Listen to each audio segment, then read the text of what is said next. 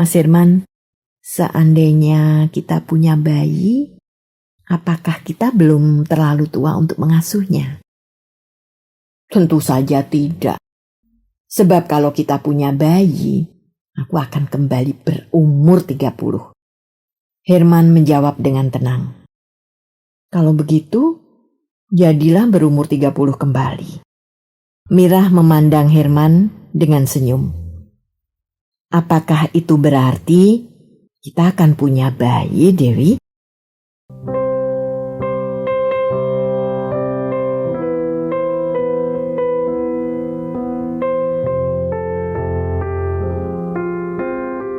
Debu dan Mutiara, karya Tuti Nonka, narator Hanifah Abu Marzuki.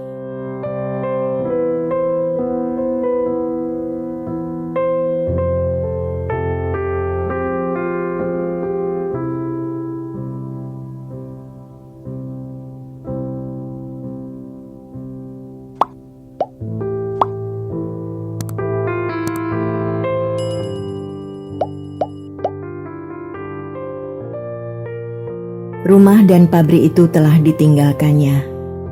Rumah dan pabrik yang telah mengangkatnya pada kemuliaan. Rumah dan pabrik itu kini kosong, sunyi dan sendiri. Kehilangan kedua pemiliknya yang telah sekian tahun hidup, bergulat dan bernapas di sana. Mirah tak memikirkan hal itu ketika memutuskan untuk menikah dengan Herman. Tak terpikirkan olehnya bahwa ia akan hidup dengan dua lelaki di dalam hatinya. Rusli telah menyulam jiwanya dan akan tetap tinggal di sana sampai kapanpun. Rusli meninggalkan perusahaan yang tidak akan pernah direlakannya berpindah ke tangan siapapun. Bukan karena nilai materinya, melainkan karena pada pabrik itulah jiwa Rusli tertinggal. Sementara itu Mirah hidup secara nyata bersama Herman. Tinggal bersama-sama Herman, tidur dan bercinta bersama Herman, mereguk kebahagiaan bersama Herman, merencanakan masa depan bersama Herman. Tidakkah ia merasa berkhianat terhadap Rusli? Tidakkah ia akan selamanya merasa mengkhianati Herman? Tidakkah Rusli kecewa bila dari alamnya menyaksikan Mirahnya, batu mulianya yang jujur dan setia, sekarang hidup bersama lelaki lain?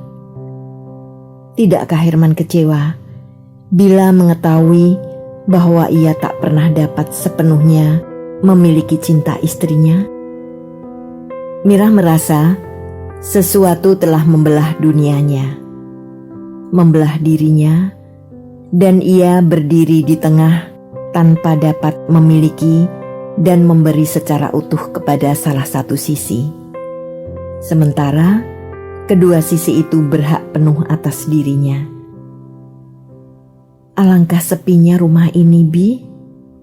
Mirah mengeluh kepada Bi Entin ketika merasa tak tahan lagi memendam kesedihannya sendirian. Iya, Nyonya. Sejak Nyonya pergi, rumah ini terasa mati, kosong dan sunyi. Saya sudah berpuluh tahun tinggal di sini, tapi belum pernah merasakan sesedih dan sesepi ini. Saya bukan mengasihani diri saya sendiri, Nyonya. Tapi rasanya tidak sampai hati melihat rumah ini tanpa penghuni. Seperti sudah tidak punya arti lagi bagi manusia. Bi Entin menjawab dengan jujur. Keluhan Mirah memberi kesempatan padanya untuk mengeluarkan perasaan yang selama ini dipendamnya sendiri, sebab khawatir menyinggung hati Mirah. Mirah merenung beberapa saat. Bibi mau kalau beberapa pegawai wanita menempati rumah ini? Akhirnya ia bertanya. Iya Nyonya, lebih baik begitu, supaya rumah ini menjadi hidup dan cerah. Saya kasihan kepada Kan Rusli. Bi Entin mengakhiri kalimatnya dengan rasa menyesal dan bersalah. Mirah memandang pembantu tua yang menundukkan muka dalam-dalam itu. Jadi perasaan Bi Entin pun sama denganku. Pikirnya sedih. Sebulan kemudian, Eis dan ketiga rekannya yang sudah 5 tahun bekerja di situ pindah ke rumah di lantai atas pabrik. Sebelum itu mereka menyewa kamar kos di Bandung. Maka sekarang setidak-tidaknya mereka dapat menghemat pengeluaran. Mereka menempati 2 kamar tidur, 1 kamar Mirah dan 1 kamar lagi yang dulu tak pernah dipakai. Kamar Rusli tetap kosong dan di sanalah Mirah tinggal bila datang ke Bandung. Kini rumah itu cerah dan semarak oleh kicau 4 gadis muda yang lincah dan ceria. Tetapi Mirah tak dapat menghilangkan perasaan di hatinya bahwa sesuatu telah hilang dari rumah itu.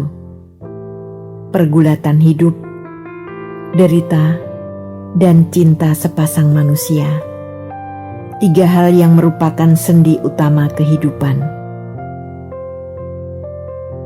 Mirah belum yakin betul, tapi rasanya tak salah lagi. Sudah 2 kali tamu yang merepotkan itu tidak datang. Ia gembira, tapi cemas. Jangan-jangan itu hanya karena ia terlalu lelah. Karena itu diputuskannya untuk menunggu sampai bulan ketiga. Ketika bulan ketiga tidak datang juga, ia merasa pasti positif sudah. Tapi untuk lebih meyakinkan dirinya dan agar tidak membuat kecewa Herman kalau ternyata ia salah, Mirah memutuskan untuk pergi ke dokter kandungan. Dokter Yulkarnain, gemuk, tua dan ramah, melepas kacamatanya dan tersenyum lebar. Bayi ibu sudah berumur 12 minggu. Keadaannya baik. Banyak-banyaklah ibu makan sayur dan makanan lain yang bergizi. Saya yakin Bu Herman sudah paham jenisnya, bukan? Ya dokter, terima kasih sekali. Mirah berkata dengan kegembiraan meluap. Terima kasih ya pada Tuhan, Bu. Bukan saya yang kasih anak. Dokter yang baik itu tertawa lebar. Malam itu ia dan Herman duduk di ruang tengah, menghadapi televisi. Herman menunggu siaran dunia dalam berita, sementara Mirah mengisi waktu dengan sebuah novel karya Yasunari Kawabata, The House of Sleeping Beauties, yang menceritakan keisengan lelaki-lelaki tua di Jepang. Tetapi pikiran Mirah sesungguhnya tidak pada novel yang ada di tangannya, melainkan pada kabar gembira yang akan disampaikannya kepada Herman. Berita gembira, apalagi tentang cinta, paling baik disampaikan di tempat tidur, pikir Mirah. Sebab di sanalah segala ekspresi kegembiraan, dari yang paling lembut sampai yang paling brutal, dapat diungkapkan tanpa dilihat orang. Maka Mirah menunggu sampai Herman selesai mengikuti siaran televisi, dan akhirnya mereka bersama-sama pergi tidur. Mas Herman, kata Mirah dengan hati-hati dari ujung selimut yang menutup sampai leher. Seandainya kita punya bayi, apakah kita belum terlalu tua untuk mengasuhnya? Tentu saja tidak. Sebab kalau kita punya bayi, aku akan kembali berumur 30. Herman menjawab dengan tenang. Mirah melirik. Herman tidur menelentang menatap langit-langit kamar, seakan tak begitu menaruh perhatian. Betul? Bagaimana caranya? Caranya tentu dengan semakin mencintaimu dan mencintai anak kita. Kalau begitu, jadilah berumur 30 kembali. Mirah memandang Herman dengan senyum. Apakah itu berarti kita akan punya bayi, Dewi? Herman bertanya tanpa mengalihkan matanya dari langit-langit. Mirah kecewa melihat sambutan Herman yang tidak seperti dugaannya. Herman acuh tak acuh saja, seperti tidak kaget atau gembira menduga akan punya anak. Mirah sungguh tak mengerti apa sebabnya. Iya, jawab Mirah lirih. Sudah 12 minggu umurnya. Tiba-tiba Herman melempar bantalnya ke udara dan menubruk Mirah. Dipeluknya Mirah kuat-kuat dan diciumi seluruh wajahnya. Herman tersenyum, tertawa, dan mengguncang-guncang bahu Mirah hingga Mirah memekik kesakitan. Oh, Dewi, kita akan punya anak bukan? Aku sudah tahu, lebih dulu daripada kau. Herman berseru dengan kebahagiaan meluap. Mirah tergagap-gagap, kaget, dan heran melihat perubahan sikap Herman yang begitu mengejutkan. Mas Herman sudah tahu, dan lebih dulu dari aku. Tapi bagaimana mungkin? Mirah terengah-engah. Setidak-tidaknya sama cepat denganmu. Kau sudah 3 kali tidak mendapat menstruasi, bukan? Mirah tercengang. Bagaimana Mas Herman tahu tanggalnya? Apa yang tidak ku ketahui tentang engkau, Dewi? Bahkan jumlah rambut di kepalamu pun aku tahu. Mas Herman. Mirah mendesah dengan terharu. Aku mengira kau tidak senang akan mendapat anak. Ketika tadi diam saja. Herman tersenyum. Aku senang melihat kau gelisah dan kecewa, seperti anak kecil yang batal dikasih makanan. Wah, Mas Herman. Mirah mencubit lengan Herman dengan kesal dan gemas. Herman tertawa tergelak-gelak. Direngkuhnya kembali Mirah dan diciumnya hingga Mirah menggelepar tak bisa bernapas. Herman benar-benar kembali berumur 30. Kegembiraan dan kebahagiaan itu dibawanya pula sampai ke tempat kerja. Semua orang, dari dirjen sampai sopir, tanpa kecuali disapanya dengan ramah. Tak ayal, kegembiraan itu menular pula kepada semua orang di lingkungan Dijen Pengairan Departemen PU tempatnya bekerja. Kegembiraan itu masih ditambah dengan bisik-bisik bahwa ia akan diangkat menjadi Dirjen Pengairan. Herman tertawa saja menanggapi ucapan selamat dari rekan-rekannya. Nantilah, keputusan ada di tangan Pak Purnomo Sidi. Ya, tentu saja kalau aku bisa menggerak-gerakkan tangan Pak Pur, katanya dengan tawa lebar. Saat itu, Dijen Pengairan sedang sibuk mempersiapkan pembangunan proyek raksasa Waduk Saguling di Jawa Barat. Dan Herman termasuk salah seorang yang paling banyak mendapat beban pekerjaan. 1983 benar-benar tahun cerah bagi Insinyur Herman Suryana. Kandungan yang semakin tua membuat Mirah cepat merasa letih dan sukar tidur. Malam itu dia begitu kepanasan hingga resah tidur, sekalipun Herman sudah memasang AC di kamar mereka.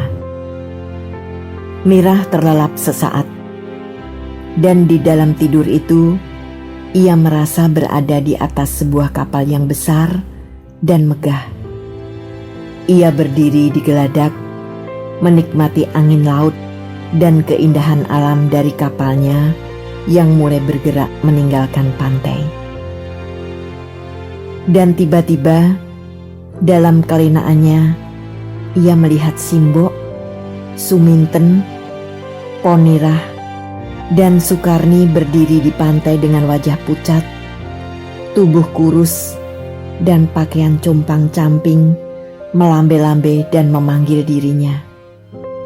Ia melihat Simboknya menjulurkan kedua lengannya dengan air mata berlinang, lalu jatuh terduduk di pasir yang panas dan berangin kencang. Mirah terbangun dengan jantung berdegupan. Seluruh tubuhnya basah oleh peluh dan darahnya terasa berdesir-desir mengalir ke segenap pembuluh nadinya. Mimpi itu begitu jelas dan nyata. Simboknya mengulurkan kedua belah tangan, memanggil dan menangis. Minten, Pon dan Karni memandang kepadanya dengan mata membulat di latar belakang wajah yang cekung pucat. Ya Allah, sudah berapa lamakah ia meninggalkan dan melupakan mereka? Mengapa begitu lama tali persaudaraannya dengan mereka tak bergetar? Mengapa begitu lama ia tak mendengar detak jantung Simboknya yang selama 9 bulan menjadi penina bobo dan sumber kehidupannya di dalam rahim? Mengapa begitu lama ia tak merasakan apa yang terjadi pada sempalan darah dan dagingnya yang ada di tempat lain? 15 tahun waktu yang sangat lama. Tak terbayangkan olehnya apa yang mungkin terjadi setelah kurun waktu itu. Masih hidupkah Simboknya? Masih susahkah kehidupan mereka? Baik atau burukkah nasib adik-adiknya? Mirah menutup wajahnya dan menangis tersedu-sedu. Jiwa dan batinnya hancur luluh oleh rasa bersalah yang tak tertahankan. Ia, si anak sulung, si anak hilang. Herman terbangun dan terkejut. Ia memeluk dan menggoyang-goyangkan Mirah dengan bingung dan kalut. "Dewi, ada apa?" tanyanya gugup dan serba salah. Mirah berusaha meredakan perasaannya. "Aku bermimpi Simbok memanggilku adik-adikku. Aku sudah begitu lama meninggalkan mereka." "Mas Herman." Herman terpukau, beku, dan tak mampu berbicara. "Ya Allah Dewi, aku tak pernah menyangka kau masih punya orang tua dan saudara." Desisnya lalu mencengkeram lengan Mirah dan berkata dengan penuh kemarahan, "Mengapa kau tak pernah bercerita padaku? Dan mengapa kau tak pernah menengok mereka? Bahkan ketika kita menikah?" "Aku terlalu kotor untuk kembali kepada mereka. Aku melacur. Aku tak bisa melindungi anakku dari kematian. Aku anak yang menjijikkan dan patut dibuang." Mirah memekik dengan histeris. Seketika wajah Herman berubah menjadi pucat dan penuh penyesalan. Direngkuhnya Mirah, dipeluknya kuat-kuat ke dadanya. "Maafkan aku Dewi. Alangkah jahatnya aku." Herman mengeluh dan semakin erat memeluk Mirah. Mirah masih terseduh. Perlahan-lahan Herman membaringkannya di atas bantal, mengusap peluh dan air matanya, menyisir anak-anak rambut di keningnya dengan jari tangan. Besok kita ke sana, Dewi. Kita kunjungi orang tuamu, saudara-saudaramu. Kita tebus bakti kita yang selama beberapa tahun tertunda. Herman berbisik perlahan. Mirah menggeleng. Tangisnya sudah reda. Tinggal isak lirih yang sekali-kali keluar menyentak. Aku tidak dapat. Tidak berani. Kalau Mas Herman bersedia, suruhlah seseorang pergi ke desaku, menemui simbokku, dan menanyakan apakah ia masih mau bertemu dengan aku. Saat itu, kandungan Mirah sudah berumur 8 bulan lebih, dan sungguh riskan melakukan perjalanan jauh dalam kondisi demikian. Itu akan kita lakukan, Dewi, secepat mungkin. Herman berkata menenangkan. 15 tahun. Mirah menghitung waktu yang dilewatinya selama itu. 1,5 tahun di rumah Bu Neli, ia jalani dengan kesadaran penuh untuk tidak pulang ke desa. Sesudah itu, 7 tahun yang penuh derap kesibukan dan keterikatan yang tak terlepaskan dari Rusli. Masa bersama Rusli benar-benar tak memberinya kesempatan untuk mengingat atau rindu kepada siapapun di luar diri mereka. Masa-masa itu hidup begitu suntuk, begitu pepat dengan kerja dan derita, sehingga untuk sekadar menghela napas dengan longgar pun, Mirah merasa tak pernah dapat melakukannya. 4 tahun sesudahnya, Mirah semakin jauh terpisah secara raga dan batin dengan Simbok dan adik-adiknya. Dunia mereka telah begitu jauh berbeda. Atmosfer tempat mereka bernapas telah menjadi asing dan tak terbaurkan. Rusli telah membentuk Mirah menjadi manusia yang berpikir dan bertindak dengan dirinya sendiri. 4 tahun itu, dunia batin Mirah sepenuhnya diisi dengan kedukaan dan cinta kepada Rusli, dan dunia lahirnya habis tuntas untuk menjalankan roda perusahaan yang baru saja ditinggalkan nahkodanya. Sesudah itu, 2 tahun syarat dengan pergolakan batin antara hidup dengan Rusli dan hidup dengan Herman. Selama 15 tahun, jiwa Mirah tak pernah bebas dari beban yang meletihkan. Ia manusia yang tak pernah tidur dengan nyenyak, tak pernah bernapas dengan sepenuh dada.